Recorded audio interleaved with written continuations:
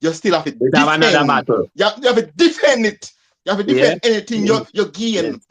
Yes. Because guess what? The thing say the enemy are ease up. The enemy Yeah. now go ease up.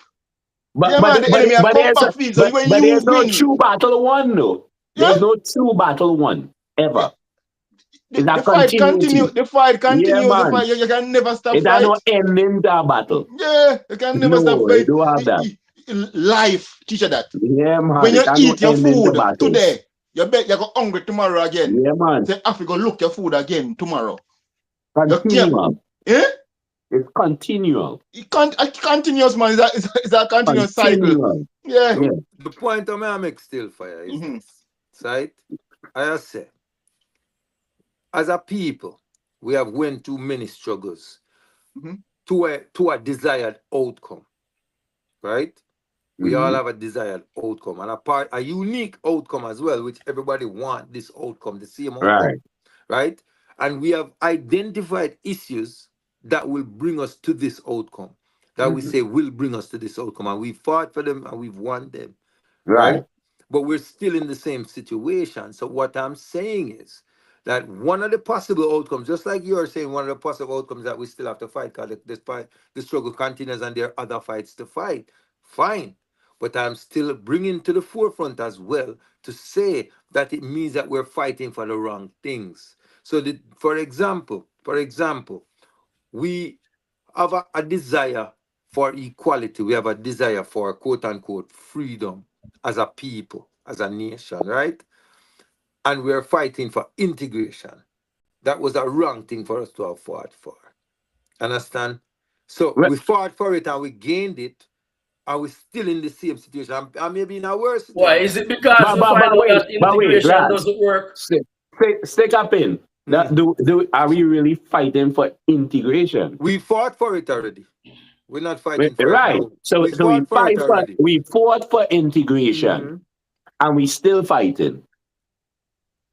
We still fighting for We're, integration. we're still We still fighting. fighting for integration. We Because it have not doesn't work. won. We have never won the battle of integration.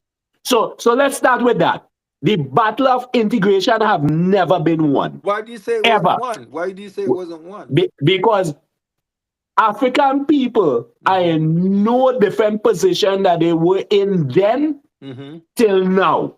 But on the legal framework, What African legal people have framework? integration in the system, systematically, legally. African people have integration. They can go to the same schools. They can go in the same establishments. They can use the same health facilities. They can all the things that they fought for to, in the terminology of integration. to a limited effect. For example, Mm-hmm. you're saying we could use the same facilities, right? Mm-hmm. Mm-hmm. Mm-hmm. Yeah, but that is also to a limited effect. There are places you could go right now as an African American and Mm-hmm. they'll deny your No, as an usage. African brother, as an African, Well, as an African, right? Yes. wherever, as an African, right? Mm-hmm. But Mm-hmm. they'll deny you. That Mm-hmm. same thing that you so Mm-hmm. called we But fought for. indeed, but I'm today, saying the because of the battle is struggle, never won. but today, because of the struggle, if that happens, you have legal recourse. Where? Today where? Today where? Today, In where? you have Where? legal recourse. You No, might where? choose Where? anywhere, anywhere, Not anywhere. in a. You Eh, might choose not to, You might choose not to, So But you Dada, have legal but that no recourse. road. legal part, No road. you have to go to Not court and anywhere. do what? And Yeah, fight. and Not fight. So, anywhere. so Why? the fight is Why? not over.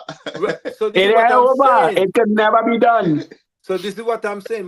Ah, My point is not to say that the fight is over, or that it ever will be over. What I'm saying Okay. is that we are focusing on the wrong things strategically. We're focusing as a people on the wrong things, and we're fighting for the wrong things. Whereas we need to, like, I'll share an example of something I was why you Okay. watching say the wrong recently. thing? I'm gonna Why you share an say the wrong example. I'm thing? gonna share an example. Mm-hmm.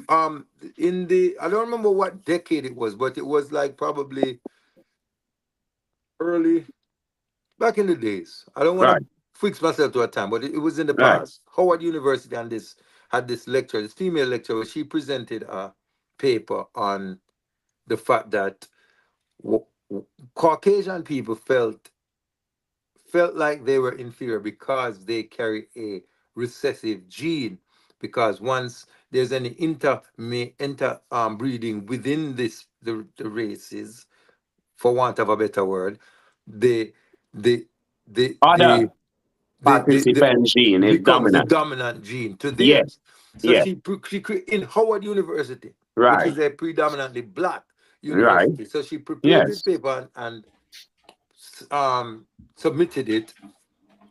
She was fired as a result of this. There's no hard and fast record to say yes, this is why she was fired. But when you examine the evidence of everything and how everything played out, That is why. that is why she was fired, Right. right?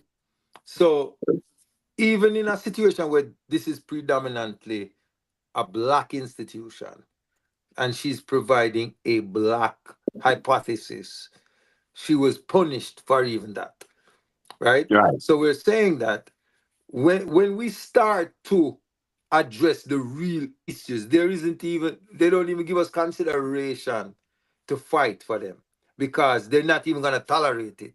They're going to just get rid of that. Either them go and do it by discrediting you, or them go eliminate you. But Right. Ralph, you still Mhm. haven't said what is the wrong and right things we're supposed to be fighting for. Like I wanna say you're- something. I wanna you're say supposed something. to be fighting for. I have a question for Dada. If all this time we are fighting for the wrong thing, I would say that Right. Marcus and Malcolm X and all the man that were fight before I was fighting for the wrong thing. That's not what I'm saying. Yeah, because but you say we haven't achieved nothing. Because we're fighting for the wrong thing. We still don't have what we still don't have He what we didn't say want. that, but he The said thing we is, fighting we still for the don't have wrong what we thing. want. So we're fighting for the wrong thing. So they were fighting for the wrong thing then. What is the right thing? So the first thing that we have to fight for is our identity. We have to fight for our identity. That's at the start of everything. Another question. You don't have to fight for identity, We Ras. have to fight for our identity, No, because we don't have an identity. No. We have The an question identity is, that has been imposed on us. the question is, No. we're fighting for the wrong thing, right? Mhm. So all these men before were fighting for the wrong thing. So what is the right thing to fight for now? And I just That's told what I you, want to one of know. the primary things we have to fight for is our identity. We have to fight for our But identity. Marcus was fighting for identity. Hmm? Garvey was fighting for identity. Hmm. I just believe that the fight continues. The fight can never Always. be. We can't sit and say, okay, Marcus fight already, so we can sit down now and we're all right. And even when we in this time, fight, and whatever victory we gain, people coming after we still have to come fight. But Ras, I want to say there was no wrong fight. Mhm. I want to say there was never no wrong fight, Roots. No, sir. There's never a wrong fight. I think integration was a wrong fight, and I think civil rights was a wrong fight. Is that So why? how could integration be wrong, Dada? You don't think as human beings, we should all be integrated and sharing cultures and sharing, you know what I mean? I think Everything so. as human beings. You don't think so? I think so. But you can't say that and But say there are wrong. certain precursors that have to exist before that happens. What would be the So it precursor? couldn't be wrong then. It one couldn't of be wrong the then. precursors would have to be that all of the cultures that are being integrated would have to have a solid and sustainable culture to integrate. That can be true. African people didn't have that. That can be true, Ras. What do you mean it can't be true? I'll tell you why it can be true. Mhm. Culture and the way we look at culture, right? Mhm. Culture is influenced by the most influential ideology. Listen to what I'm saying. For example, American culture, which is the most baseless culture on the earth, is the most pervading culture on the earth. So Because now, of their influentiality. exactly. Right. So we agree with this. So wait, how do you now keep that so-called culture intact that it wouldn't have that type of effect from an outside influence? You're gonna have that, Bingy. You're gonna have that, right? I say, how do you do that? This is what I'm responding to. I'm saying, And where have you seen? Right. So we just want to welcome all the viewers and subscribers to the Perfect Balance chat class. And I mean, we're having a live discussion. Today we're going to talk about, you know what I mean, New World Order, about we're having a little discussion about you know what I mean, happenings in the African community. Yes. Yeah, man. And people. like and share the video. A human discussion. Tell me, where in the world have you seen these so-called watered down cultures or cultures that have been so mixed that it has no uniqueness, for example, or even the language we speak, which is English, which is made up of all different types of languages, German, French. Tell me, where have you seen them be able to keep that intact, where it is, where it's recognized as an influence then on the earth? Right. It's hard. So what I'm saying, Wingy, is not about, when I'm not talking about influence, I'm talking about maintaining one's culture, right? So what I'm saying, because we understand that once there is integration, the more influential culture is going to become the dominant culture. Absolutely. This is why I'm saying that one precursor to integration has to be that the cultures that are going to be integrated, they have to have a solid foundation of sustainability within their culture in order for their culture to survive, because of the struggle of African people. Once they were put in this system of integration, because their culture had been so eroded as a result of the stripping of their names, stripping of their language, stripping of their how they would practice their way of life. Right, that was stripped from them completely through their experience. So when now you are brought into integration now, you did not have a true representation of your culture as a people, as a nation, to maintain. So it was even worse because of the influentiality. Raz, I don't think integration there. I disagree with that.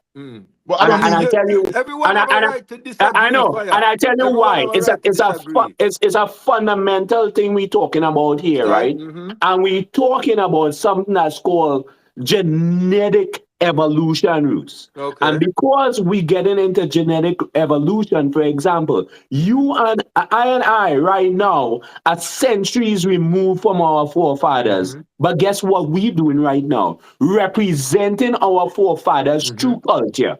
Through culture. True culture. I sitting here representing our forefathers. So that's why I disagree. Why are we doing that now? Because it is inherent in I roots. That is why. It is in our DNA. So don't I said genetic. So don't you think that the other members of our culture, ethnic group, have these things in their DNA as well? They do. They do, but yet still we see only a minority of us dealing with these things. All right. So here's the thing. You would have to been taught, right, about who you are to be here right now. So your influence growing up right now is why you're here. Right, it will determine that. So this brings me now to what I'm saying, Bingy, where I'm saying that when we were integrated as a people, because of the influentiality of these more dominant cultures that existed, and they had agendas and they had systems of implementing these agendas on us as well, they brought us to where we are today. Just like you'd say, your upbringing bring us to where we are now. These things that they put in place bring us to where we are as a people today, because we didn't have our culture fully established or re-established. Then, once we became integrated, our culture was even more eroded. And we stray even further from where we were as a people. Dada, we're talking about integration. We're talking about America. We could use that as an example. Oh, you can talk about it globally. You don't have to talk about that's you can talk about it globally. But I'm saying, because maybe you can't just broad brush it like that, because not every African people was integrated like that. Because you have people still have them cultures. So we're talking about those places where we have multiple cultures. So I'm mostly America you're talking about. Not just America, Europe. You could talk about South America. Remember, Remember. Yeah, but Europe didn't have like an integration, because I really when Africans in Europe is mostly they have integration. It was as well. Hold on a They minute. did have integration as well. They did have integration as well. Most African in Europe is caused by migration. It's migration. They move got it. So of course you have to integrate in whatever culture you move into. Unless you have a community. It doesn't work. It doesn't work. No, but slavery exists in Europe. Yeah, but slavery wasn't big in Europe like in America. We have millions of people in. Why you say that? Why you say that? Yeah, they didn't have big slave plantations. No, they didn't have the volume. Yeah, I'm talking about the volume of people, which is true. Yeah. Because look at the trade, right? But they still had the same ideology. They had the same ideology. So when I say, yeah, but they didn't have like communities like in America. They are communities where those black people there and them are fighting. You did have that. They did, man. They did. If you remember when we talked to yeah, man. Communities in Europe. We're in Europe. Yes. We're in Europe. You have black communities.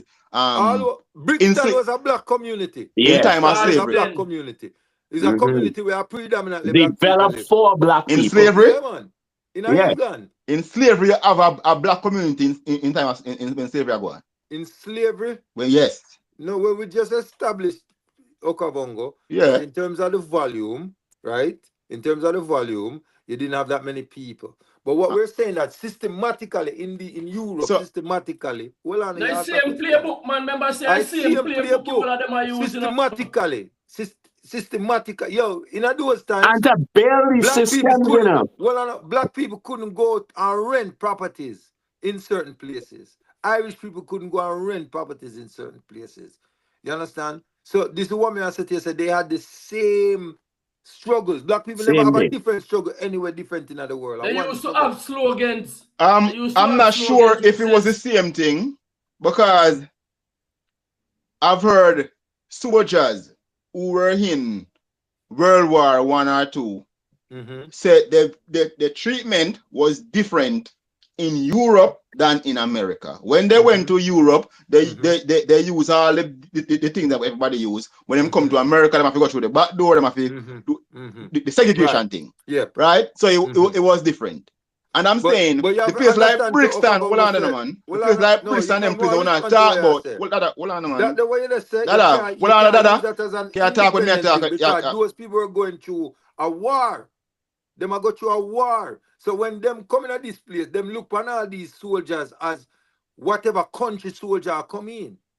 You understand? So them go have obviously a different experience. But if they were living there with them and in the place, it would have been a different experience to them again. As I was saying, places like Brixton, when I say is black community, right? Those places after World War I or II, you have this migration will create them community. Right? No, man. In America is a different thing. Is you have because of when slavery end, you have them creation of black communities and them treat them different from the others. So it's not the same thing. So it mostly America have this integration thing. No, man, integration is a big thing in Europe, brother, and it doesn't work. Neither in America, neither in Europe, it doesn't work because the white people, them or the Caucasian people, them are offended that people are coming into their communities. They are taking their jobs. They are benefiting from their health care. They are benefiting from their education system. That's why they have all these far-right groups. And not only that, Roots, if you're looking at the Roman Empire, right? And you look at Western Roman Empire conquest on Africans and slavery and bringing them back to Rome and these places to build these cities. Remember, we talking about the Europe, Europe is built on the backs of slaves. Yeah. Europe is built on the back of slaves, which means that they had to have slave communities. Where would these people be? They wasn't mixing amongst the Europeans because they didn't see them as people. We talking about 500 to 1,000 year 500 to 1000, right? We talking about a time period where we could identify. We know that there were slaves in Europe roots. Guaranteed build in Europe during them times. I visit a place in Scotland. Yeah, there's no discussion about there's no doubt that there was slave in Europe, or you can put that out to anywhere in the world, There's no doubt about that. Yeah. But I'm saying having communities. And by the way, we're talking about Africans, right? Having communities, I don't know of that in Europe. Yes, Probably not communities as they've established a Black Wall Street in America, but they've got the same issues. Not only the Black people, because we visit a place in Scotland, see? And how them used to treat the Scottish. Them have them living an accommodation like this, just a small states like this. And everything inside it, them have them toilet, them have the place where them sleep, and the place where them get the warm little water. Them call it the tenant. See? So when them come with this integration thing, where them are trying to include everybody into the community, speak the language, show tolerance, we find say there are a lot of difference between the communities. And the tension between communities and the way other communities are treated ensure that it doesn't work, because certain groups are marginalized throughout the whole process. So it doesn't matter if there are immigrants that end up in Europe or they end up through the slave trade. The main problem when America was integrated, the main problem that the Black people faced was because of we call that when they weren't integrated? Segregation. Because of segregation, right? The segregation, it was really oppression. So it's like you are segregated from getting the good things. So you get the worst of everything. When we Black people integrated, they wanted all the good things. So they gave away the things that wasn't like, so like their supermarket that they have, no, they want to shop in the supermarket that they couldn't shop. They want to go to the stores that they couldn't go into. They want to go to everything that they were bought from. But what ended up happening, they leave everything that they had. So everything that they had built, their supermarkets, their shops, all of what they had built to survive, they left them. And so now all those businesses and all those institutions end up going extinct or going out of business. Right? Well, some of those businesses were targeted also. When you're talking about? During those periods. No, I'm just talking what was the big communities. Yeah, I'm just talking about the big problem what happened to Black people. Because Black people were barred from certain things, we moved toward getting these things and leaving what was holding up our communities in segregation. And that's the big problem. So now, because we want all the European stuff, the Louis Vuittons and the whatever they hold in high esteem. No, Black people want those things. They want the pretty car. They want all those things, and them leave everything behind. So they didn't continue to build on what they have. They leave everything and try to grab everything that they was barred from, and that's the big problem. What happened with integration? Well, so wait a minute. Integration, segregation, right? The abolishment of segregation, especially, right? Which put the African on a flight to being human, and in the sense that before segregation, the African was not even recognized as a human being. So I think the first point of segregation is Africans regaining their humanity. With Africans regaining their humanity with the abolishment of segregation, right? Allows Africans to reclaim their human identity. That's the first purpose, With that, there's something called equality. What I speaking about? Men wanting the things that other men have is because they think they're on the same playing field, right? Meaning you go buy what your oppressor had because now you could afford it, which in most cases is not even true, right? We know that not to be true, right? Mm-hmm.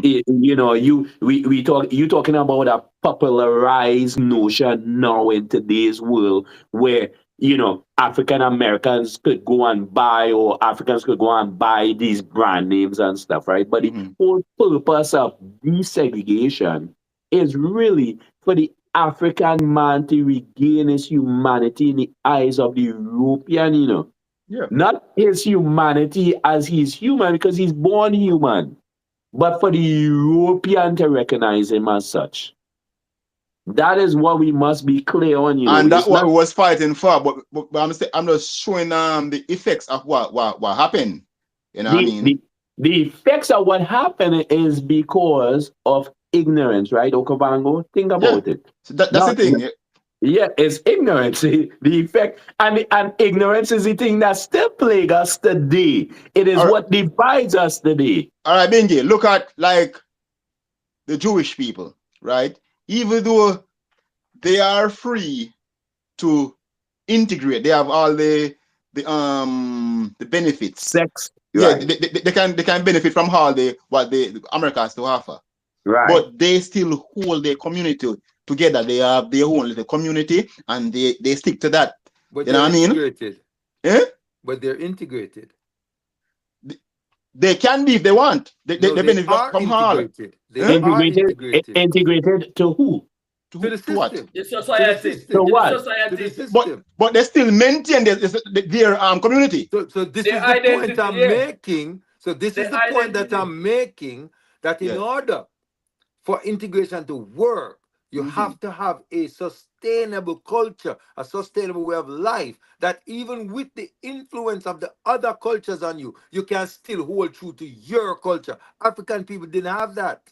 Yes, that's the way you're fighting. We're talking about they had it, but they leave it behind to go and grab somebody else's culture.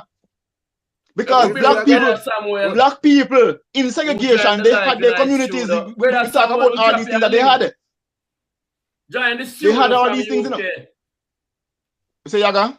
I tell Sam to join the studio and come give him UK perspective. Yeah, man, you can join in, man. But besides that, Ras, I think if we looking at African people compared to other ethnic groups in this world, we are the people who weren't allowed to develop our cultures along the lines which we traditionally practice, right? But the one thing that holds us together, though, is you and I here today because we have a duty. We know what we must do, right? Even in the advent of all of that, there are people like you and I out here every single day. You know what we're doing? Preaching Pan-Africanism. And the reason why, Roots, it's in our DNA.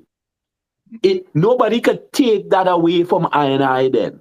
That is in our DNA. That's why we're here. You talk about Jewish people banding together. Within Jewish societies itself, they splintered, All Jewish people not seen eye to eye, but you know what they working towards? No nation is entirely going to see eye to but eye. you know what they're working towards? A common goal, and that's where we fail. Right. We fail because we are not working towards a common goal. We don't understand what solidarity is. Good. Solidarity is what we don't understand as African people. It's not so much that our cultures are lost, Listen, we are splintered across the earth. We who live in the West, our ancestors come from all different parts of the coast, the West Coast of Africa. We are splintered, right? We know that, but yet our identity keeps us here, our genetic identity, not even our cultural identity. Because if I ask you, boy, what tribe your foreparents come from, you couldn't tell me, right? But you know you're an African. That genetic identity is more important. You're supposed to know you're an African. Yo, Bingy, so you want to tell me, say, big man and woman have them credentials because them have them papers because they study to the highest level. You tell me, say, them don't know that organization work, even though them work in an organization that they see don't work. know. They don't know. Yeah. They don't know. Because them work in an organization. They don't know. They work for somebody. They work for somebody, but they don't know. They don't know. Yeah, man. They don't know. I think them know, you know. That's why we hear roots. They don't because know. They didn't create that organization. Yeah, roots. Yeah, but them fitting out the structure of the organization. Yeah, because the organization there. It's about job. Then join our organization. They don't know. Yes, want to the viewers keep liking the video, keep sharing the video. We have a big discussion and we're gonna start soon about the new world order. You know what I mean? Ending of the rules based order. You know what I mean? Yeah, so what I just like for us say as well that, you know, as an African people, our identity, our regaining our identity is critical and should be fundamental in our strive towards betterment. In everything that we do, brother. If we don't know who we are, that should be at the forefront of everything that we do. If we don't know who we are primarily, then everything else that we're doing becomes irrelevant. You understand? And that is the point that I'm making, that we have to start our rebirth, our reawakening, our re-emergence as a people by regaining our true identity. And that is the point. Yeah, man, and the fight continues. The fight can never be, we can never stop fight.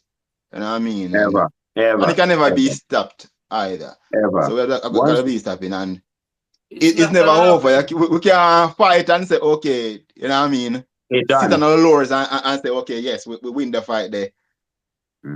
It's over. No, we have to look for the other fight. That's called complacency. Complacency. Pre-reggae music, when reggae music was fighting for something, and reggae music win certain battles. You know what I mean? You see ganja free up, you see certain things, you see certain consciousness come into play. But look at the artists them now.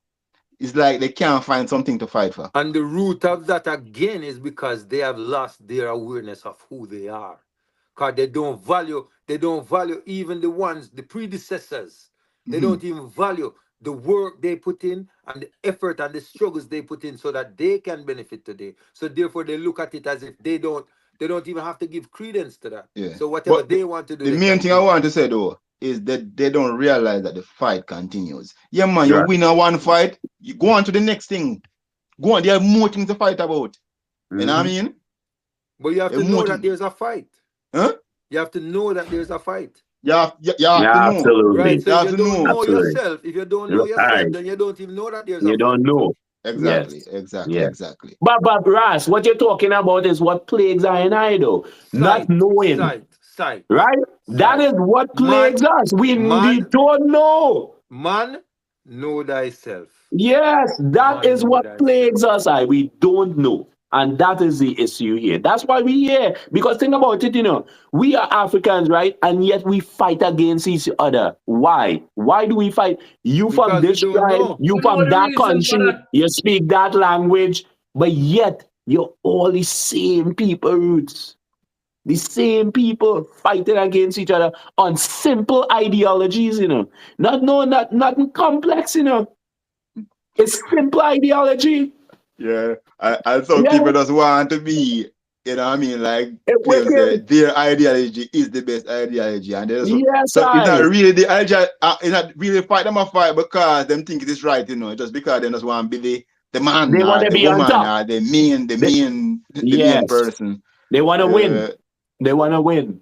That's what they want to do. They want to win. This is always gonna be a recurring theme in our reason. I'm one of them to realize this, because this is one of the primary focal points of what this Trad class is about.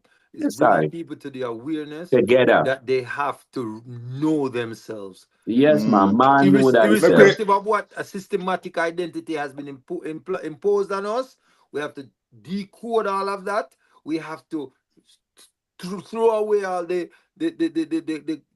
garbs that have been change put the on programming. Yes, the programming needs to change. The programming. And that is the focus. Resist. Speaking of changing the programming, we are changing the topic and going on the main topic now? Yes, I.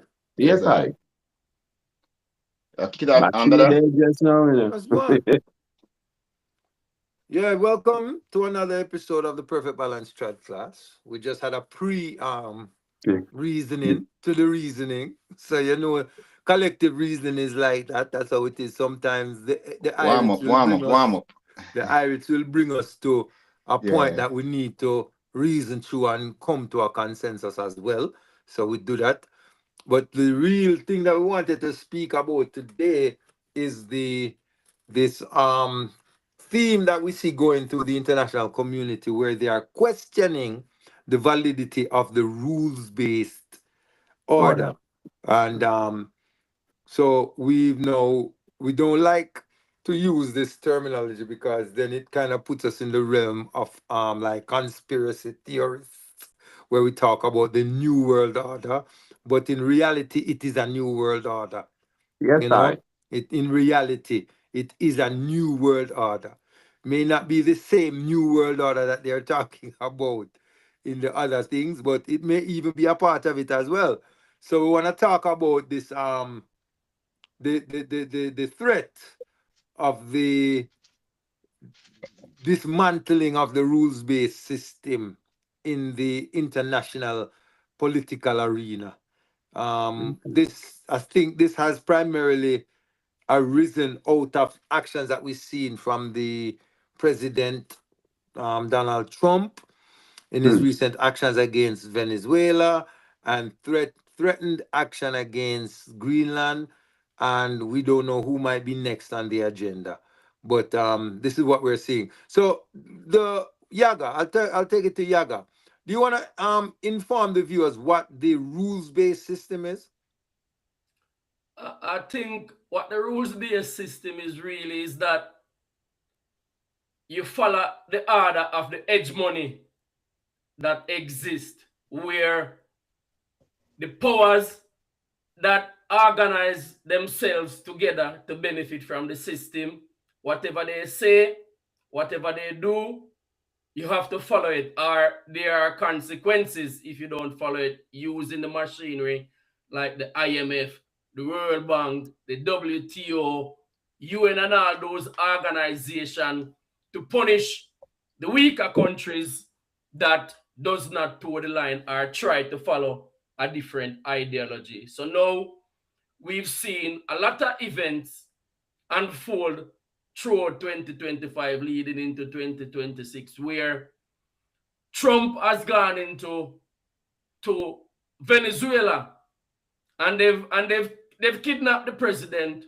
And these are the sort of things that we heard about growing up as youth that happened in colonial times. So we've seen like the empire is trying to find his feet, and he's trying to hold on to as much as they can hold on to. But when we did this piece on Venezuela, when this thing happened, remember in the reason we said that we want to see what is going to happen if Trump moves towards Greenland, because the Europeans were silent when he moved into Venezuela. As a matter of fact, in about 2010, about them time, the under Chavez, them seized about 3 billion worth of gold from Venezuela in a UK. It's still in the Bank of England.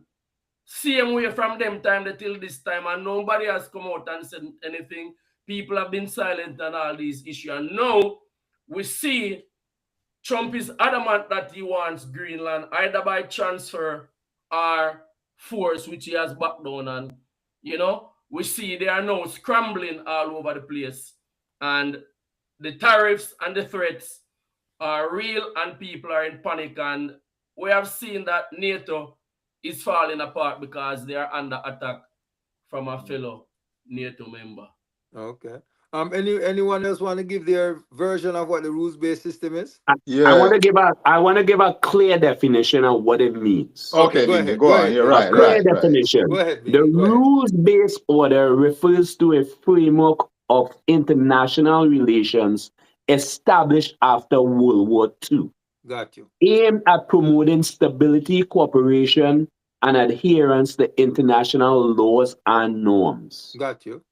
All right. The rules-based order is characterized by a network of institutions, laws, agreements, and norms that emerged post-World War II to prevent conflicts among great powers. Right. Key components. The United Nations Charter. Got you. Established principles of international relations and conflict resolution. Bretton Woods institutions such as the IMF and World Bank, which promote economic stability and development. NATO, a military alliance that ensures collective security among member states. Global trade rules, frameworks that govern international trade and economic interactions. Right. And lastly, international law. Norms governing sovereignty, human rights, and the resolution of dispute. Got you. That's what the rule-based system is. That's Okavongo, you wanted to say something. You want to just break that down to the So this was put into place. The rules-based order was put into place to protect, to stop large powers from fighting, but it was also to protect smaller powers from larger powers. Right. Yes. So collective security. Collective security. So-called, right? So America was the head of this because they were the strongest country coming out of World War II, and they kind of led this, and they tried to end like empires. They tried to end colonializations. They were championing democracy. Championing democracy. Democracy. The end of empires. The end of monarchs, and and one rule-based order where everyone could abide by, just to there'll be less wars or no more wars. So coming out of the devastation of a World War II, they realized the economic effect it had on the economic community, the international community. So it had such a great economic effect. They said, well, we cannot afford for something like this to happen again. So to prevent something like this happening again, we're going to agree on certain codes, certain guidelines, certain frameworks of actions that will prevent these things from happening. And in the event that anyone who agrees to it goes against it or does something outside of this framework, then there will be sanctions or repercussions to that. Community. So that is primarily what the rules-based system is, right? And you identified stuff like the United Nations Charter, which is a very important part of the rules-based. NATO. And the Bretton Woods, which the Bretton Woods system is basically the financial aspect, the monetary funds. Yes. Yes. So now, since World War II to present, have there been examples of people operating outside of the rules-based system? All the time. All the time? Can we identify some examples? Can we identify some examples? Rise up. So forward. Yes, sir. Yes, sir. Yeah. The larger powers has never followed abide by the rules-based order. The larger powers have never abide by it since World War II. So I want to identify some. I want to identify the invasion of Iraq as one violation that stood out. That stood out, right? That's what I'm saying. I'm looking at the examples since they Afghanistan, about Nicaragua, invasion of Latin America, right? Panama, invasion of Libya, Libya. Yeah. Grenada. I'm going off the top of my head. I'm going off the top of my head. Grenada, right? And today, Venezuela, the most recent one. Right, yeah. But they have never abided by this system. We have just the other day, we have Iran. Mm-hmm. Right. We have Somalia. Right. Panama. Palestine. Palestine. In Palestine. Yeah. So these are all examples where countries have operated outside of the rules-based order, right? Mm-hmm. Now, what I can see from all of those things is two things. One is that America has been party to all of those examples that we just identified. They all have been parties, they and their allies. Well, they all have been parties. All the examples that we give a while ago, they are, because I think we named them because America was a part of them, but you also have other incidents where other countries and like Ukraine, like I think in Kosovo, and all of these, America is involved as well. Well, involved in that they are the main culprit, because you have other instances, right? Where the Americans are the higher powers seem to want to punish whoever broke the rules. So we have those instances where the rules were broken by smaller powers, and they were punished by the larger powers. Right? Are punished according to the law. True. Yeah. According to the rules-based system. But what laws did they break to be punished? Like attacking a country without what they wanna call crime, war crimes. Them it are no war crimes, guys. There are laws on the books. Based on the war crimes. That's nonsense. Bingy, we are talking about based on the rules. The rules that they set. But based on the rules, there are no war crimes, brother. Because based on the rules, we see based on the rules, they drop an atomic bomb. No country in the world ever use an atomic weapon. Based on the rules, the atomic bomb was used to bomb a country. What rules? That doesn't count, Bingy. How it don't count? That is under the international framework. That was before the rules-based order.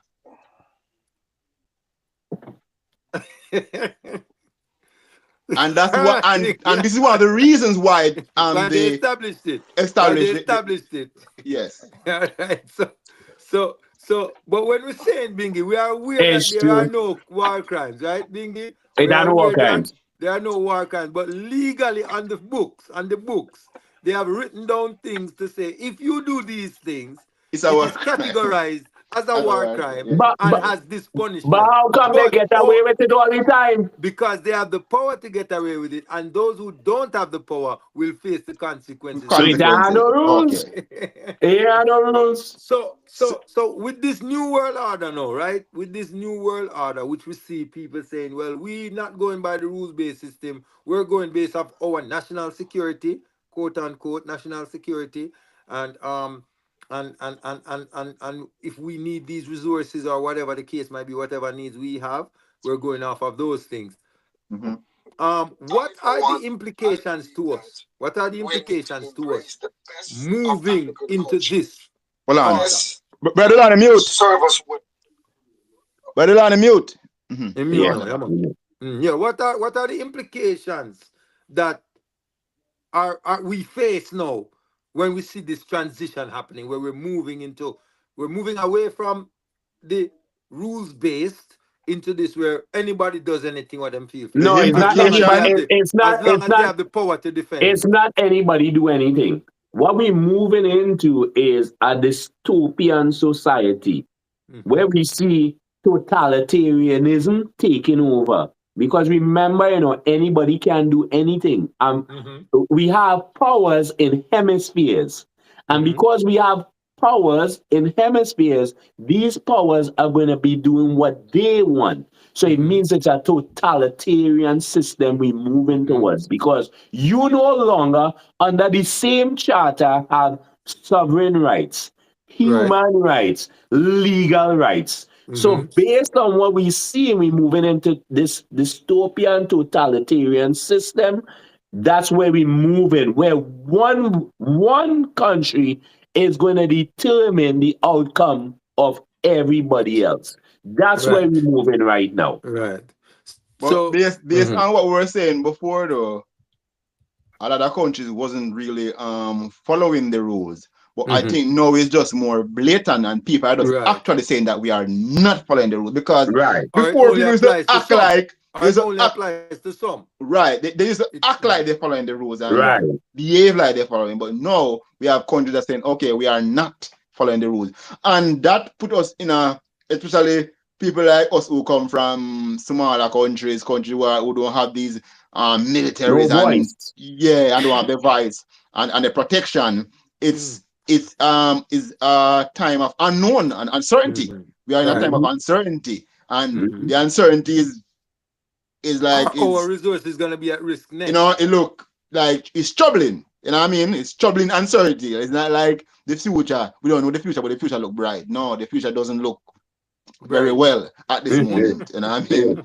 Yeah. No. So, even these countries are realizing that they were participating in something that we have been saying on the chat class for a long time, that is disadvantage to the smaller countries, and it is imposing their values, imposing their way of life on smaller countries who is suffering through the aid that they are given, because the aid machinery is one of those vehicles that they use to subjugate and hold down the smaller countries also. And I want to go to the speech in Davos from the Canadian Prime Minister, former Bank of England governor, who is now the Prime Minister of England, to bring up his speech that he mentioned, where the rules-based order doesn't work anymore.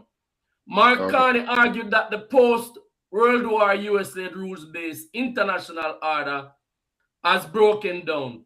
It is not just in flux, it has ruptured. That is the severity at which he is viewing it. Great powers are increasingly pursuing their own interests through raw power and economic coercion, rather than cooperating through the predictable rules and institutions.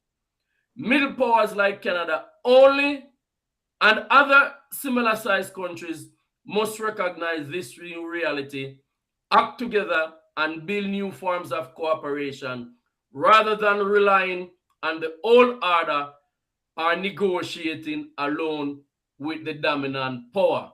So many a times we've talked about UN, and we said that UN is basically a dog without teeth, because it doesn't do anything. It doesn't back and no bite. Yes, it doesn't stand up for the marginalized and the people who are being affected and who are being violated. Their sovereignty is being violated. Their economic rights is being violated. Their trade rights is being violated by these countries. So we want to dive right into it and see the impact of this, and why alliances with BRICS and other such countries is mutually beneficial once the terms are right for African countries. Brother Dulani, your mic is mute, so if you want to speak, you have to open your mic. And also set your phone horizontally. Okay. Argita Kong. I think I have to come out and come back in to get the answer. No, you're good. You're good. Good.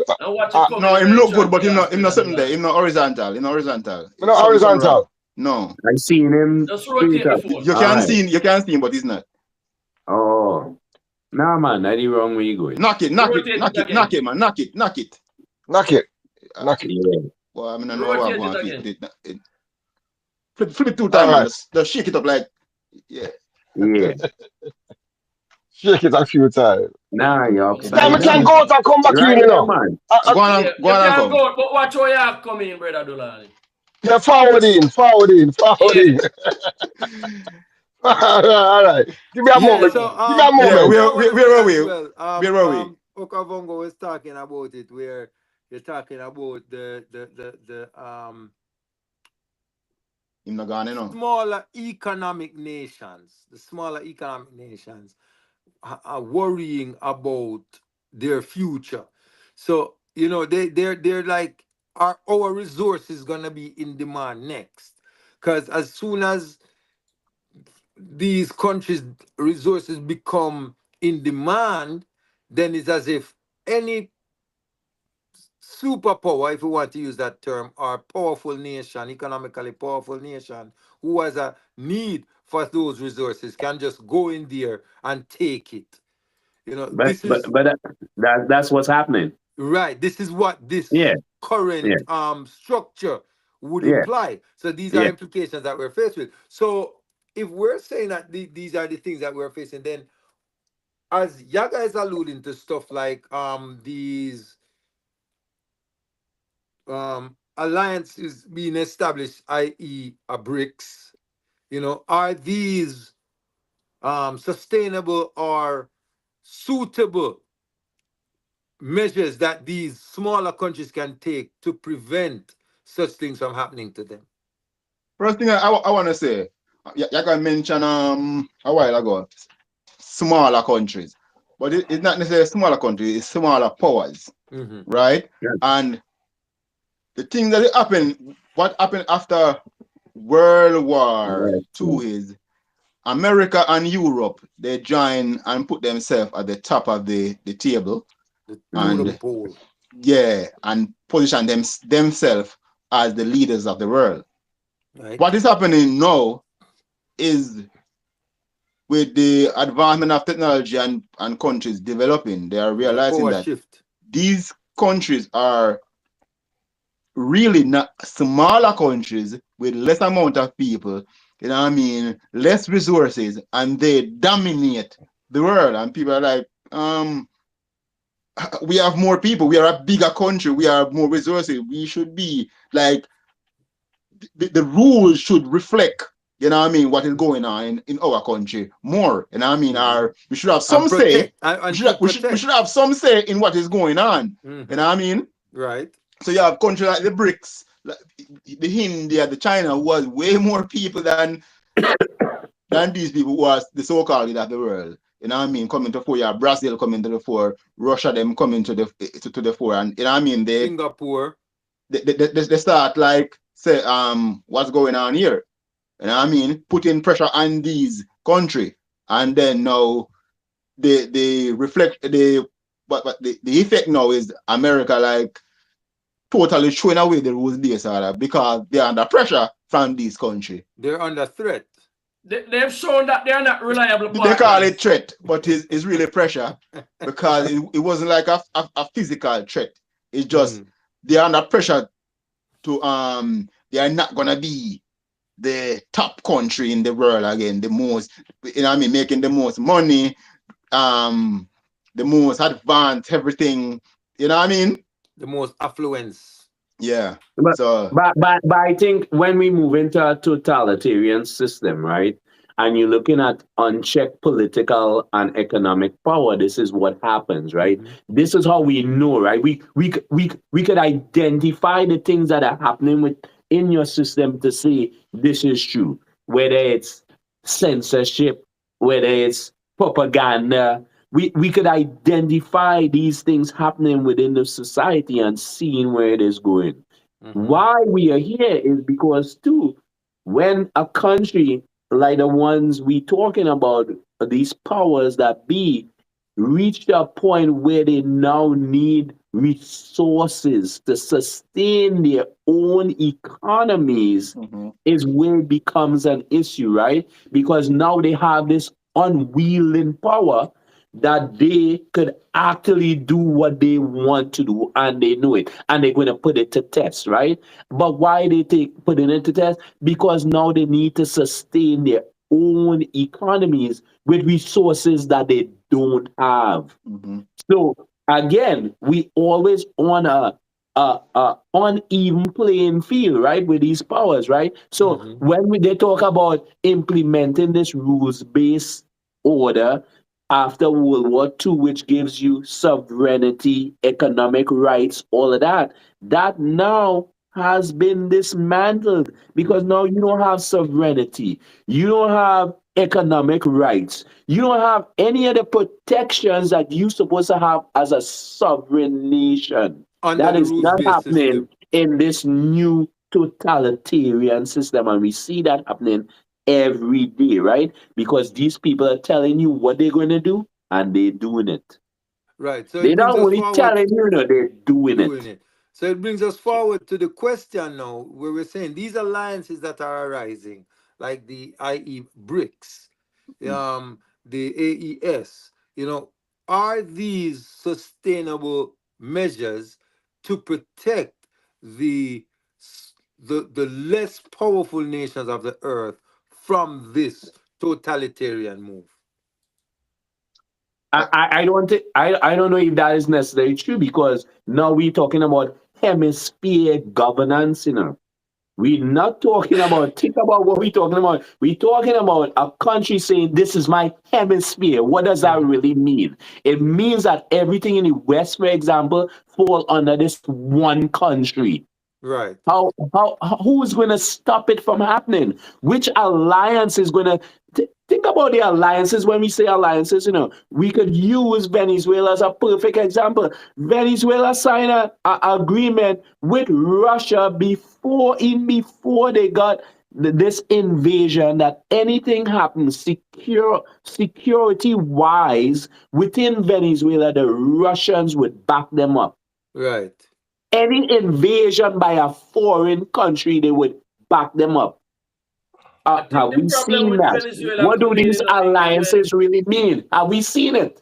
Have we seen I that? think Brother Dulani wants to say something now. Brother Dulani. Yes, greetings, my family, greet the Yes, panel God. and says, it's a very good discussion. From the very beginning, I was listening, but we have to prepare, get some fuel in the structure and get myself, Yes, God. I don't want to on the battlefield and I fall down, So, That's good. them intellectual battlefield require all the fuel and the brain and the consume all the energy, So, 45. yeah, man. Yeah. But I want to say, yeah, man, it was a beautiful discussion from the beginning, man. We can even have the discussion in the future about integration and segregation and all of that. All of that tie into what's going on right now because there's a force, particularly in the Western world, the imperialist forces, who many people have felt maybe was dormant and never had full control of the hem of power.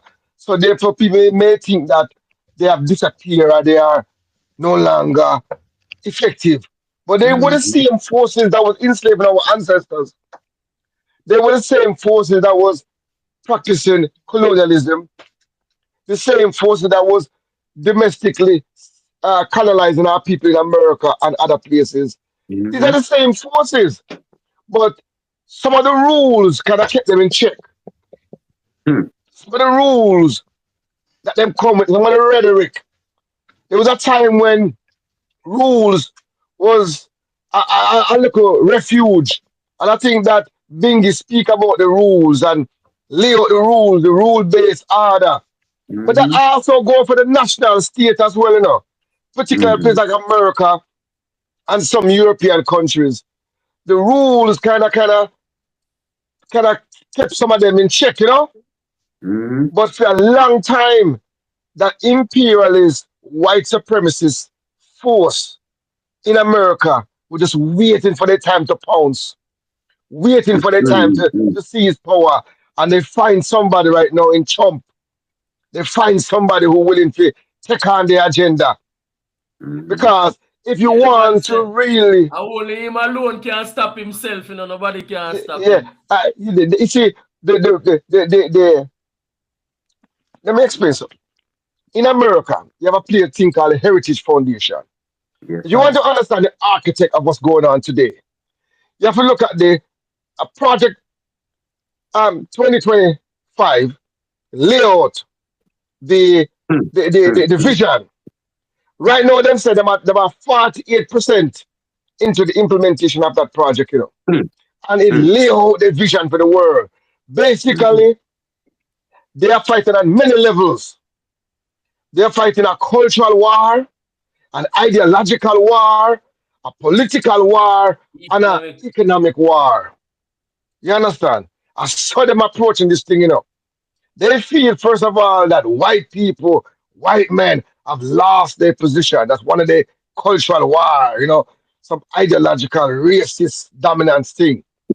If you listen to them, if you listen to places like Fox News and some of the other right wing bloggers, them people like when name the boy where all this kind of stuff rough man. When name the you probably know him too, no Yaga.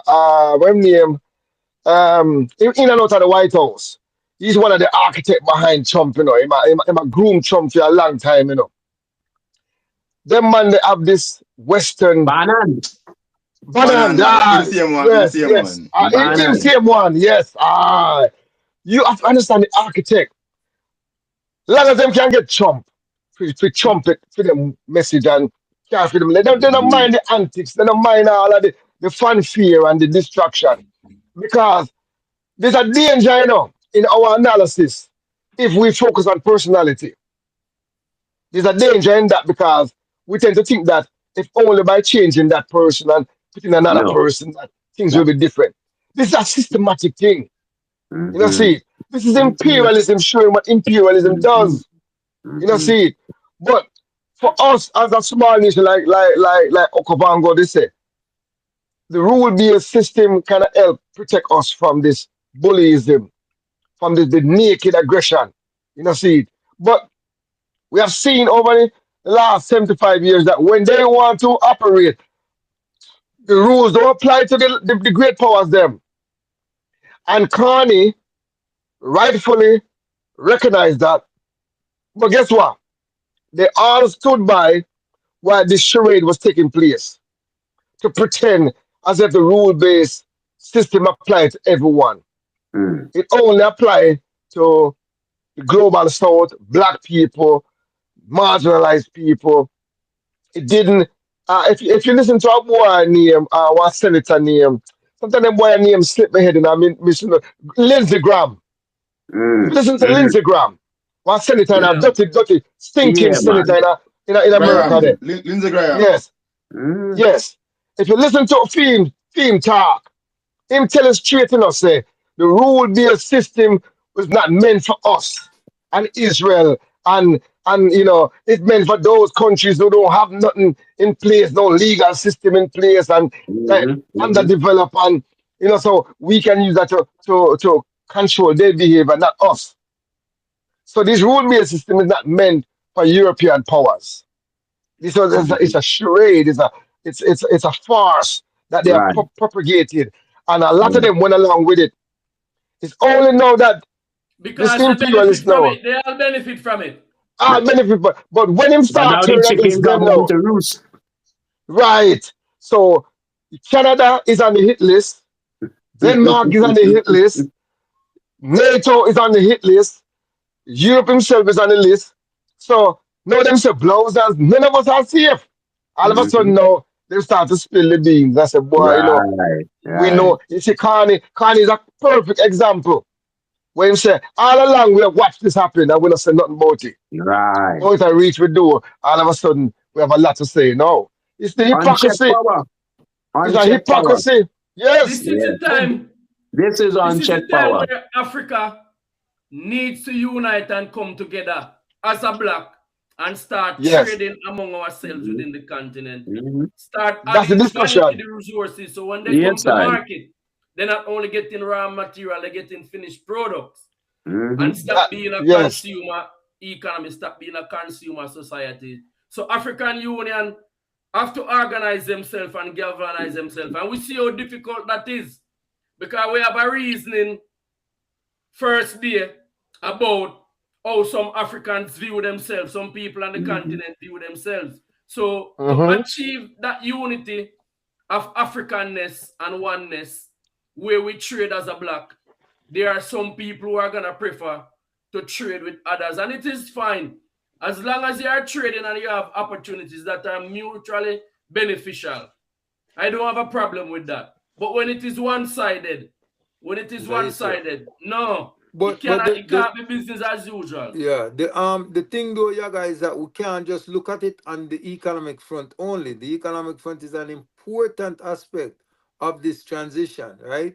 But we cannot only prepare solely from an economic standpoint. We have to deal with it from a social standpoint. We have to deal with it from a human rights standpoint. We have to, just like how the rules-based system exactly how it's designed. These aspects of a society. When moving forward, we have to look at these this part of our history and see where we went wrong, what caused us to go wrong, and what could have prevented that, and implement those things in a new framework that addresses all the needs that we have as a nation, or as a people, as a group, and safeguards against making the same mistakes that have been made so far.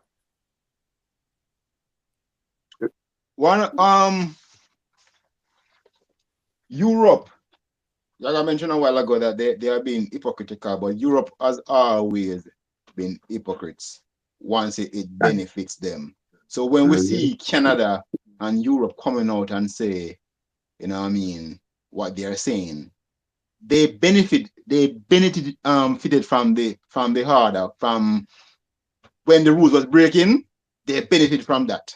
They all benefited from those things. But now the gun turned on them now. All of a sudden, you know what I mean, no one is following the rules and is ahead of it wasn't been followed from day one. But you were willing to sit down and say nothing when it was beneficial to you. They joined in breaking the rules. When it wasn't only America went into Libya. Right. You know, that is what we call they all give military support when they were breaking these rules all the time. They all play silent. Some of them will say under duress, Okavango. Look, all of them agree with what's going on in Palestine. They all agree. You know what I mean? Yeah. All of them. Because guess what? America is involved, so you know what I mean. We have to keep silent because this is benefiting us. That's why they say they're under duress. Yeah. So now that the gun turn on them, now they are all running up and down and saying this and saying that. And the gun turn on them from within. I'm saying this to say that Europe cannot be trusted. They cannot be trusted, and we cannot look for them to find the solution for the problem that's going on now. They don't have a trustworthy.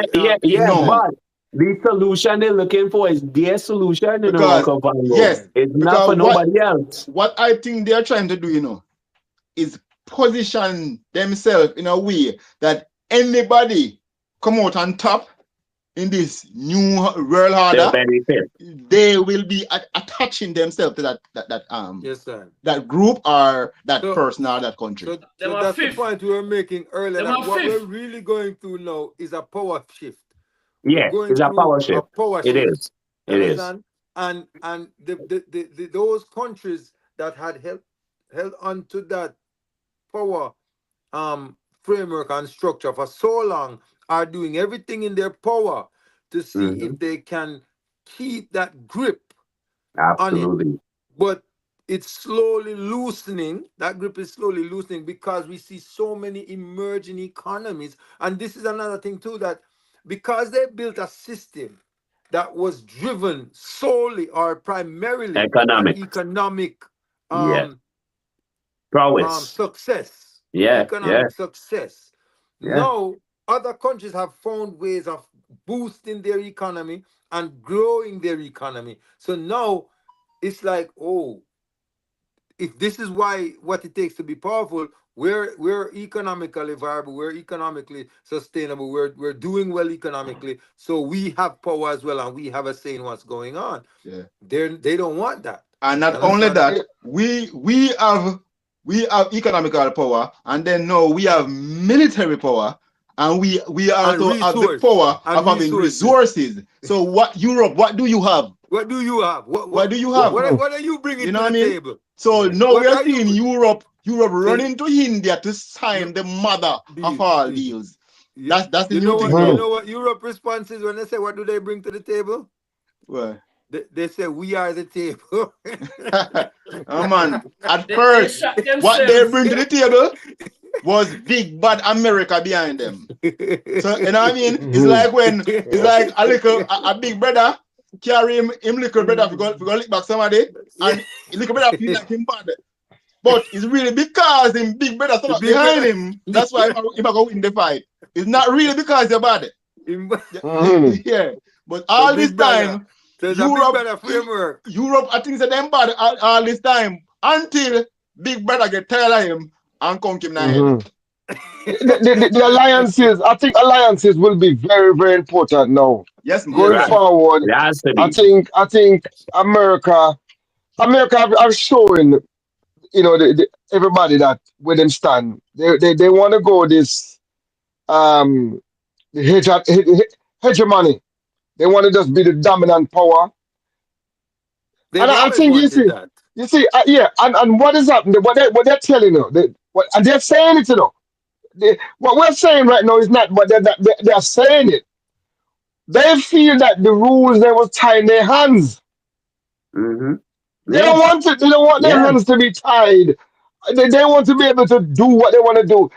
Can you imagine in the past, imperialist spokespeople would be saying to you that we want to take your resources. Boy, Congo, we like you. You have a lot of resources. Let's make a deal. Yeah. We can come in there and fix it, but we want your minerals, we want your mine. Imperialists was always trying to protect their language, use pretty talk and all them things there.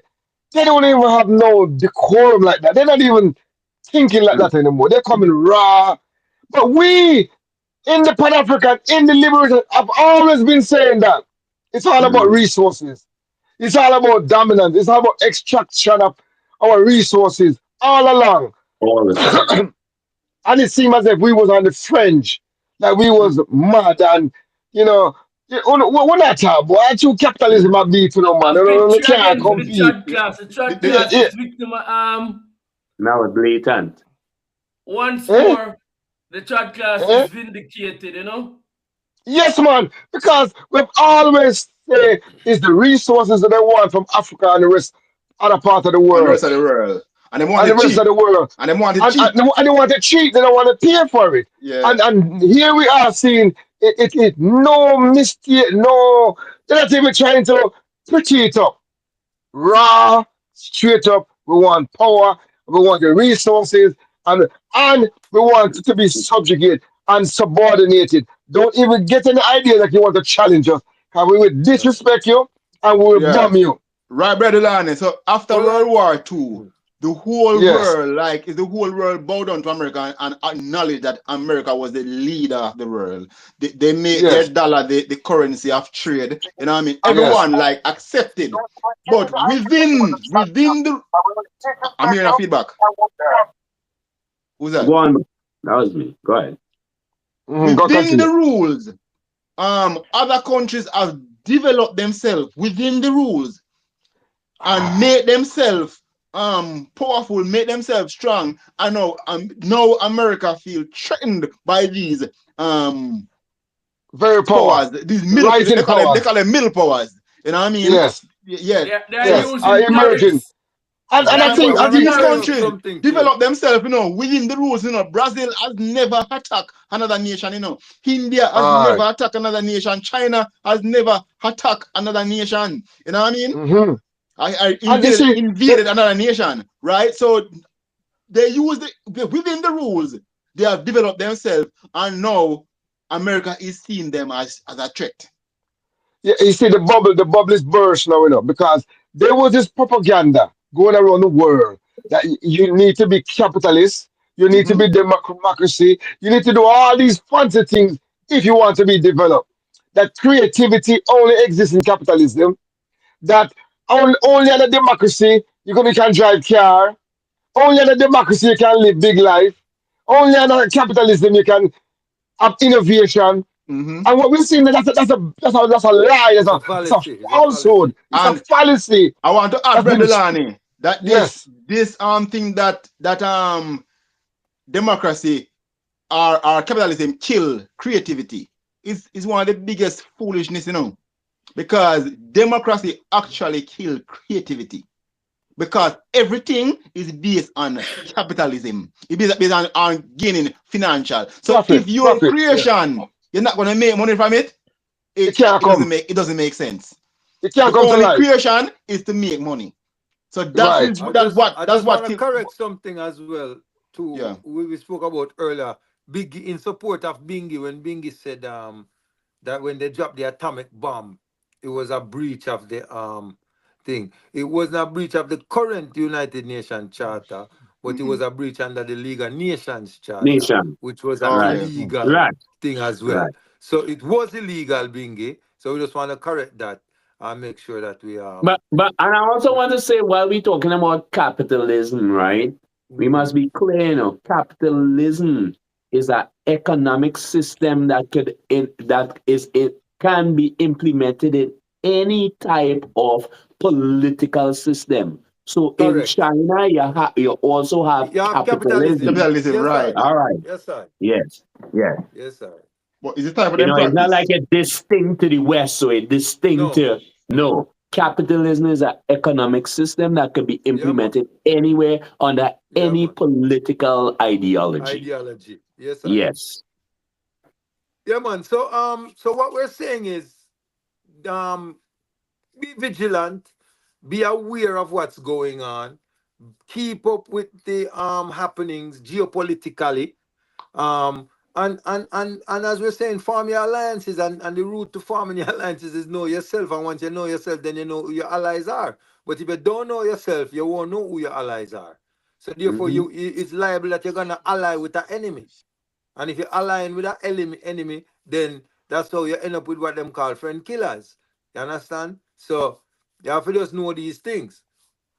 Well, my hope is that because we're seeing this thing, on the internet, they're pushing for World War III. We see, the rhetoric of World War III is being said. They're pushing for it or predicting it? Huh? They're pushing for it or predicting it? Predicting or pushing, because remember, when they keep saying these things, Trump is saying it into existence. Yeah, that's what they try to do. And then you see the move, they start make the move, they start building the military. So it's like they want a World War III. You understand? But we don't want that, because we know in wars who suffers. The common people suffer in war. Well, not the common people, the regular people, not the common people. Because there are no common people. All Trump wants is a little piece of ice and what's beneath it. Ras, but it's a regular people either. Where's a regular person? Well, just the people. Yeah, just the people. Any word they use, no regular, it's no common, it's people. Yeah, but we don't want to use common people, brother. So well, we don't want to use none of them. Common. We don't want to use regular, no common. No, as I'm saying, the regular people are the common people, or whatever word they want to use. You know the people I'm talking about. The people that are not the billionaires, those are the people that are going to suffer. Those are the people that actually going to fight and die. And we don't want that, because we know these millionaires are these poor governments. They don't care about. They're not going to lose anything. They're just going to benefit. Yeah, they don't care about. They're not going to lose nothing. The people. Right? If I win, they win. If I lose, they win. Them win. Yeah, man. They're not going to lose nothing. They're just going to gain. Yeah, man. The speculation and betting them deal with, man. I said they make for them money, higher or low, them win. So you see, right now, my brothers, we have to look like the alliances are very important. I think the BRIC alliance that I spoke of earlier will be pivotal moving forward. I think we have to really look at the international financial system will be disrupted. I think the dollar will not continue to be the world currency. No, I think the BRICS will. The death of it is inevitable, man. Inevitable. I think the the plural world, the multipolar world is definitely going to be a reality where one side of the world is going to go a different direction from America. I think there's a few. I think the Board of Peace. I think those people who are joining with them. I think they are going to go one direction, and I think the rest of the world are going to go another direction. And I think the reliance on American goods or support is going to come to an end. Diminish. No one need American car. No one need American tool. No one need American tractor. Those days are done with. You know, the main thing now, the main thing now is American weapons. Mm-hmm. So yeah, and that's why they're pushing wars. That's their resource right now, our weaponry. Yo, yes. No, American weaponry. Look at this. They bully Europe, to buy their weapons to give to Ukraine. Yeah, yes. Yeah. So Europe can't do without America. They bully Europe to buy weapons from them to give to Ukraine because they don't want to give Ukraine the weapons free. Directly. So they bully Europe to buy them. They were giving it free. Huh? They were giving it free. You all want them. So I think the NATO alliance, is going to actually crumble. I don't think it's going to be able to withstand what's going on right now. Right now. Yeah, the reality, the Americans are the one who pay the bulk, are providing the bulk of the NATO operation in total. Equipment, money, everything. So if America pull out of that, it crumble. Simple as that. Yeah. And all indication, if America don't get if America do not get its way, it is more likely America will pull out of NATO. Right. NATO will crumble. So, either that, or the other European nation them decide to pull out of NATO and end it because it means nothing.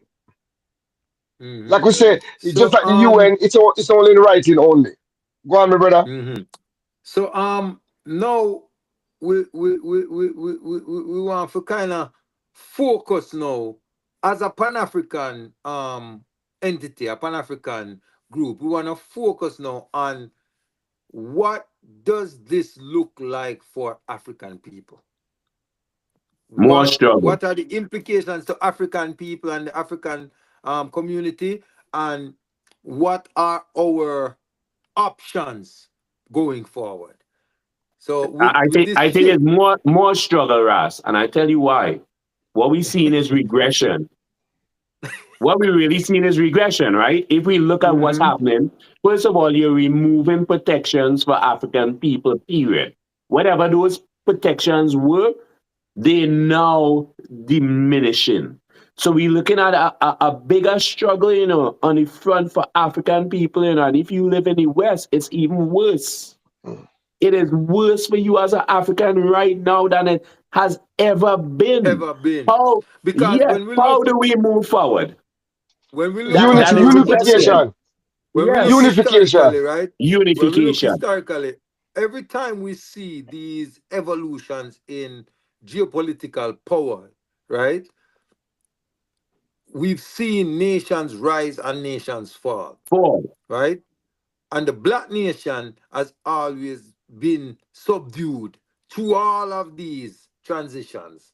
Currently, we're in every successful implementation marginalizes us. Make him done. Right. But also, whenever there's been a fracture in the imperialist forces, whenever there's been a fracture between these four, there's friction between them.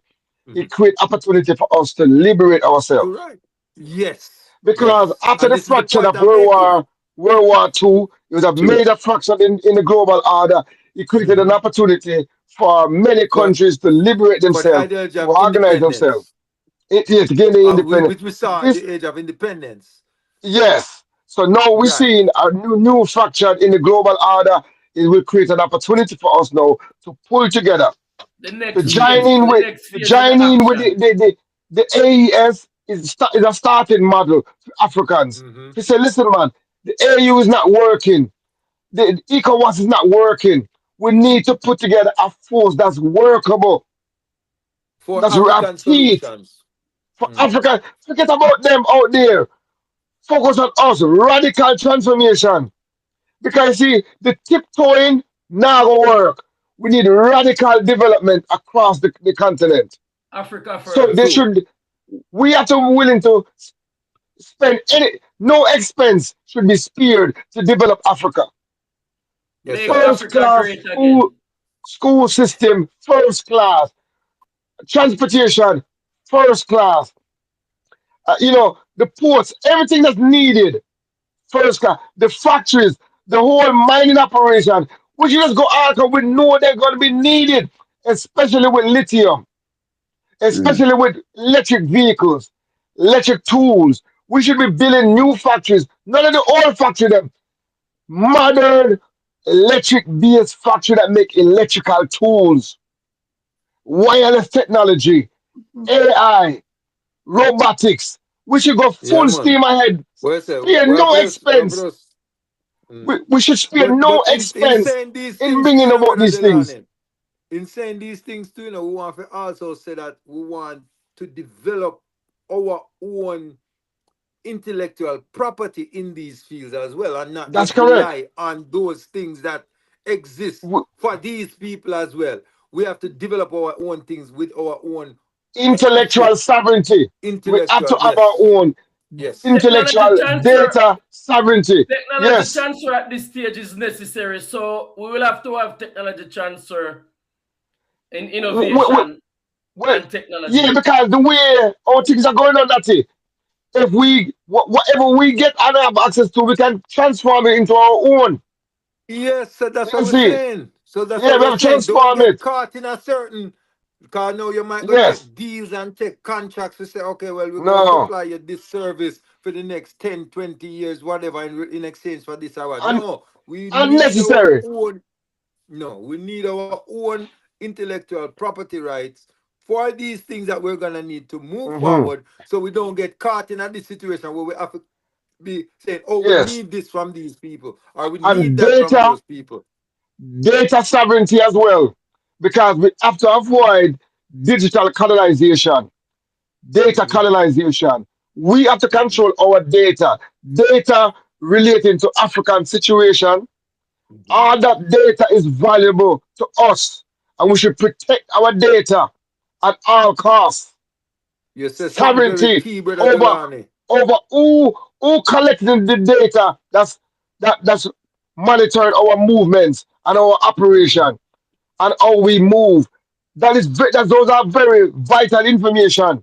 We cannot hand that over to outside parties. We have to be in control of that data. True. Especially our content and our creativity and our intellectual property. We have to be in full control of that. True. And they're going to end up. We have to look historically. Yes. We have to look historically as well, right? And know that every time we've seen these transitions throughout history, right, we've seen a rebranding of the same system. Right? So the people who are in power want to keep the power, so they say they create a system of appeasement. So they say, okay, all right, you want this, so we'll give this to you, but we'll still control it. We're just gonna let you have greater access to this, and we jump at those things. And that is something that we have to be careful of again in this transition as African people. We cannot just say, okay, we're gonna take a system of appeasement where they're just gonna give us a little while they still take a lot. You understand? So we have to safeguard ourselves from these things. How do we safeguard ourselves against that when every app come up on your phone, you don't even read the fine print, you just accept terms and agree. Agree. Without knowing what you're handing over. True. We have to teach the current. We have to start.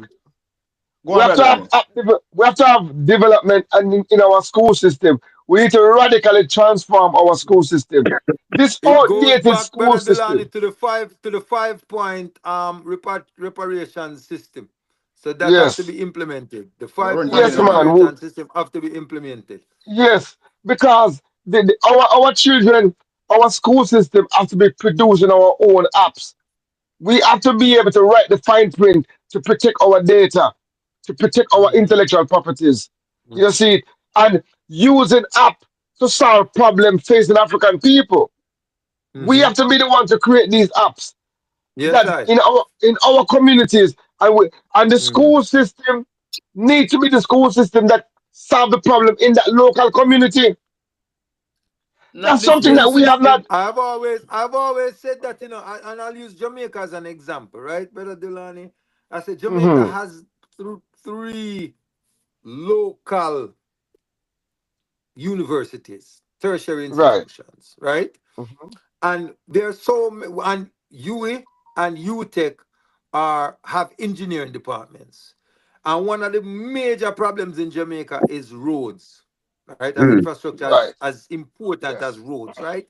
How is it that you don't, as the leadership of the country, go to your universities and say, listen, we need an island-wide study of the country to see where the roadways are and what engineering features we can implement to provide or produce sustainable roadways for our what would that be? Our environmental conditions, or the environmental conditions that we face.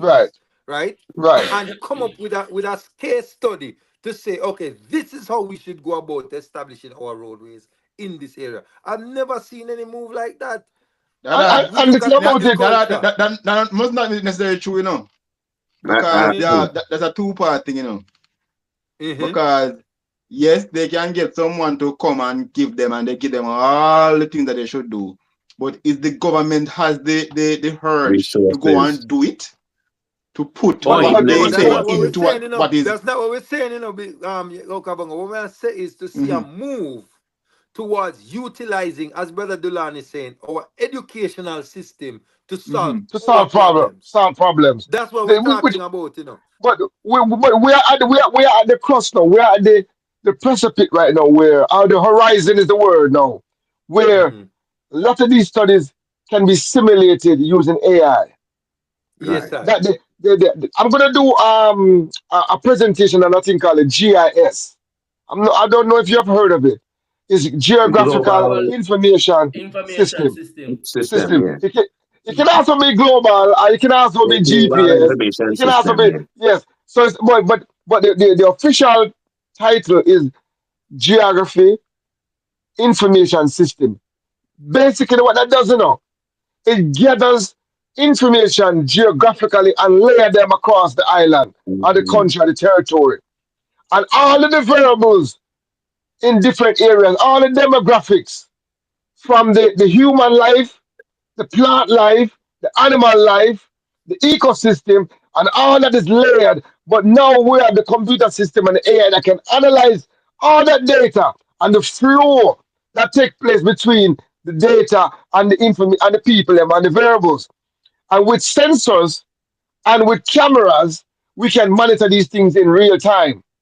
So, an example now, we look at certain roadways and traffic ways and population growth.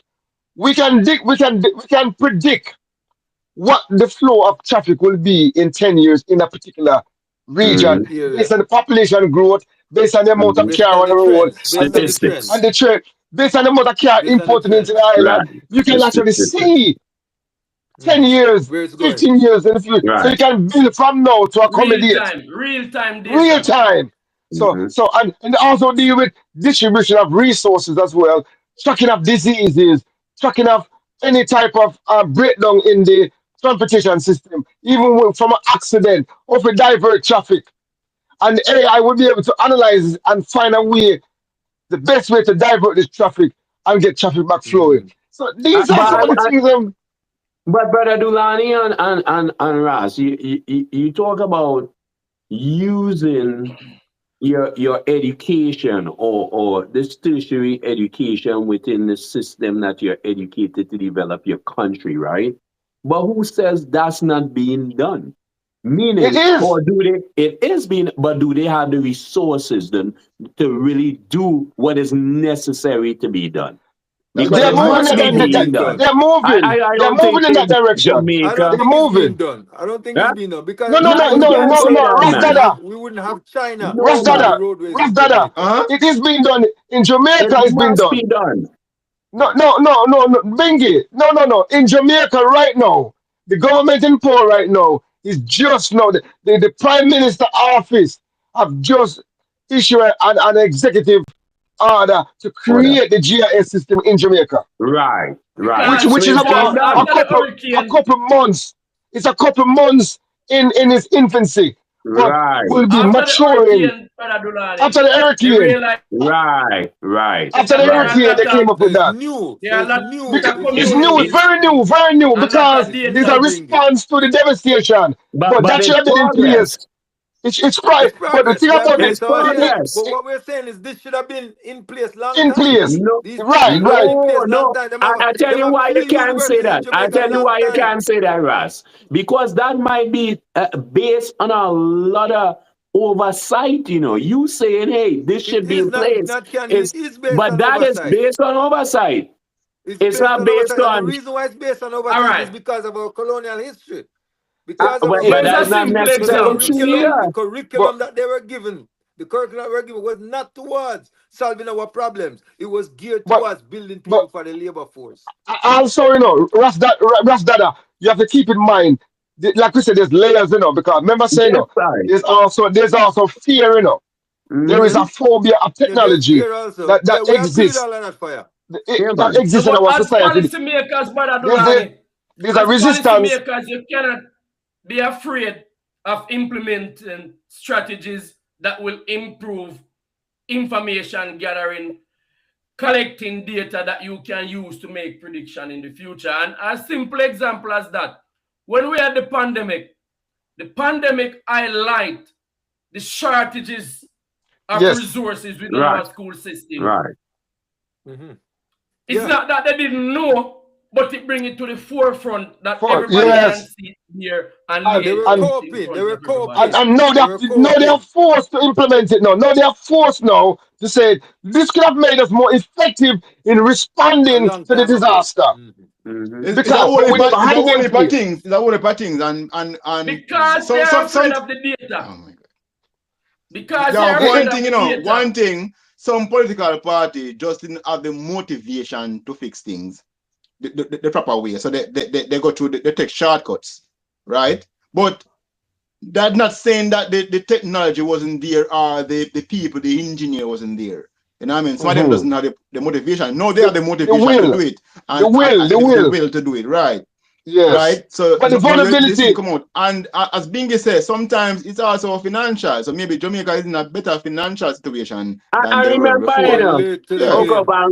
when you say that, sometimes it's just a lack of vision, Yeah, and vision. It's just a lack of vision, Yeah. To be late than never, A lot of those leaders were educated towards those goals as well. Right. So they were thinking that this is what I'm supposed to be doing because driving them towards that.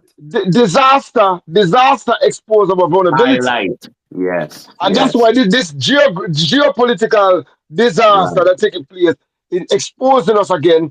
So we have to pull now and do what we have to do now. Sometimes, like we say, when there's rift, when there's challenges, it forces us to do the right thing. It forces us now to have to do what is needed. We can't no longer avoid it. Right. See it. And like we said now, the buzzword now is resilience. Yes.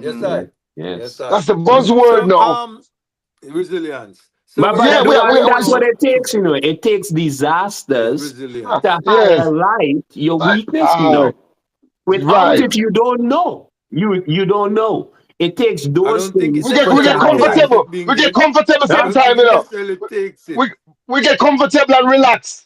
Sometimes complacent. Complacent. Yeah. Sometimes, sometimes we have to be careful. We have to blame everything on colonizer because even look at Jamaica, most of the roads that was created in Jamaica was created by the colonizers, and then we have these governments coming and they didn't even try to create any new roads or improve on the roads that was created. No. But Akubonga, I think we have to really look on the statistics. A lot of road was built in the last 20, 30 years. Right. I think probably comparable, if not exceeding what the colonizers built. Because a lot of those roads that they built actually crumbled.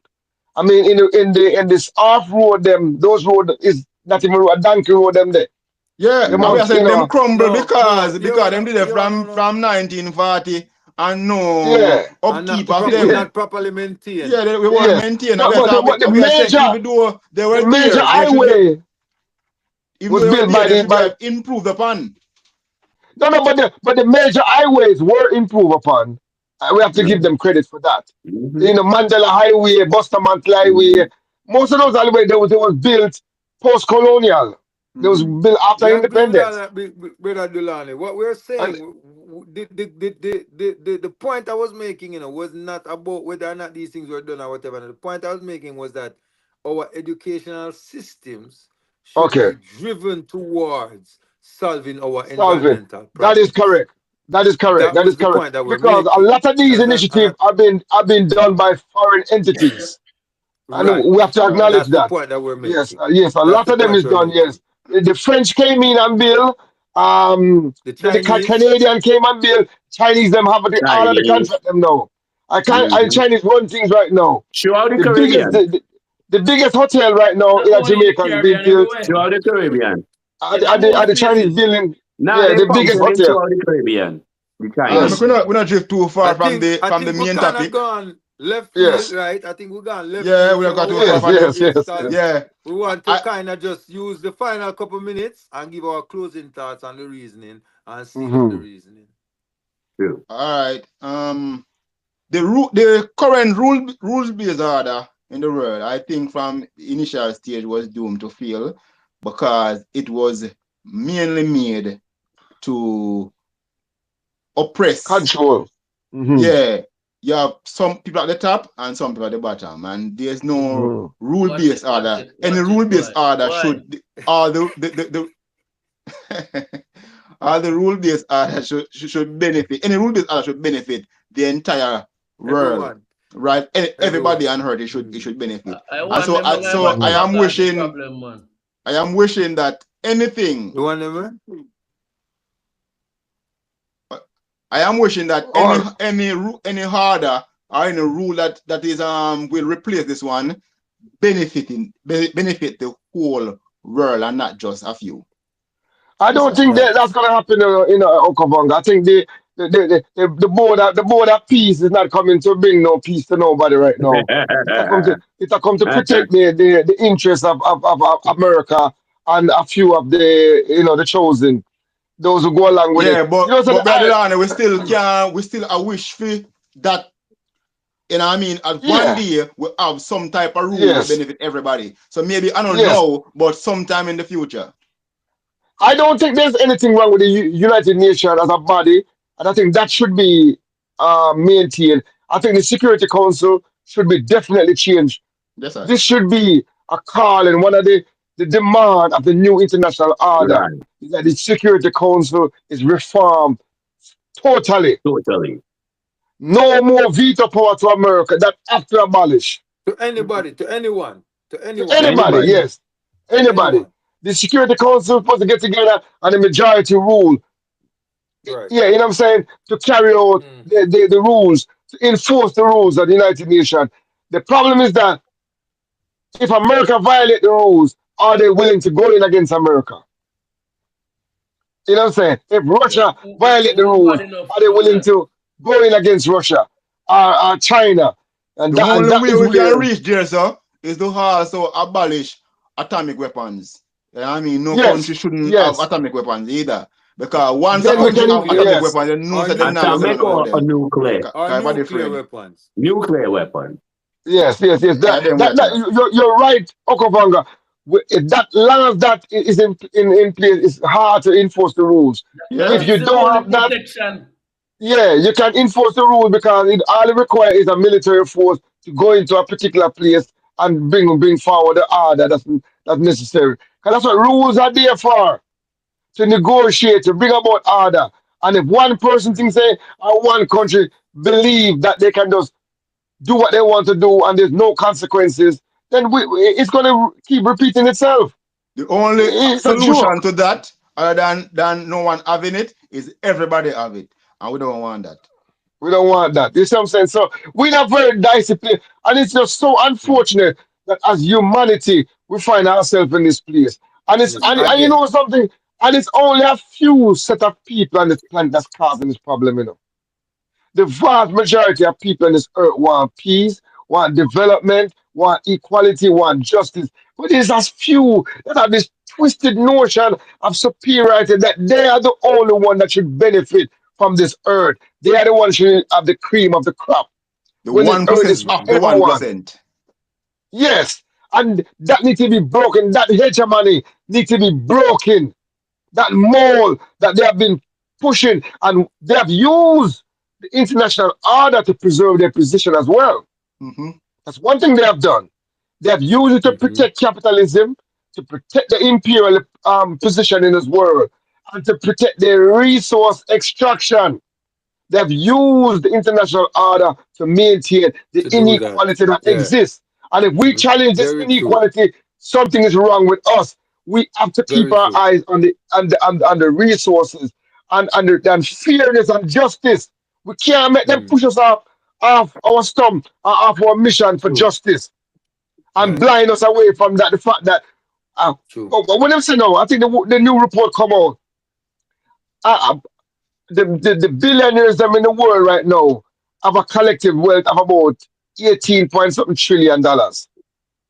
That's the amount of wealth that all of the billionaires them. A handful of people control. A handful of people have more wealth than the vast majority of the people in the world. Vast majority of the people. And we can overlook the fact that the responsibility of humanity is to bring about fairness and justice. If we are about fairness and justice, it can't just be lip service and we keep pretending that everything is all right.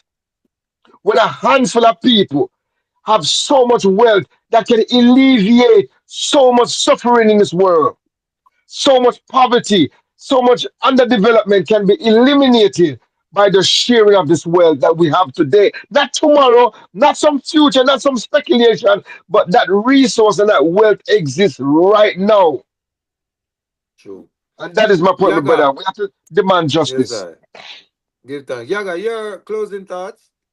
No, I would just like to see a world in which we're trading and doing business on a level playing field where the benefits are mutual to both parties and you can rely on your partners based on the agreement that you've got, you know, in order to benefit from their resources or their strength also, because we'll no doubt have to have partnership because there are certain technologies that need to be transferred. There are certain innovation that are not within certain places as yet.